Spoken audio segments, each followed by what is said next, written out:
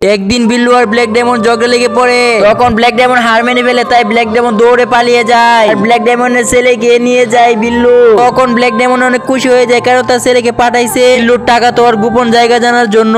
বিল্লু সেটা বুঝতে পারে না এটা যে ব্ল্যাক ডায়মন্ডের ছেলে। বিল্লুর ছেলের থেকে বেশি আদর করে ব্ল্যাক ডায়মন্ডের ছেলেকে, আর বিল্লুর ছেলে দূর থেকে কান্না করে। একদিন ব্ল্যাক ডায়মন্ডের ছেলে একটা ঘর বানায় আর সেটা বিল্লুর ছেলে ভেঙে ফেলে। তাই বিল্লু তার ছেলেকে অনেক মারধর করে আর তার ছেলে অনেক কান্না করে। তারপর কি হয় সেটি দেখার আগে তোমরা যদি মাকে ভালোবেসে থাকো তাহলে এই ভিডিওতে লাইক করে চ্যানেল সাবস্ক্রাইব করে যাবে আর কমেন্টে লিখে যাবে আই লাভ ইউ মা।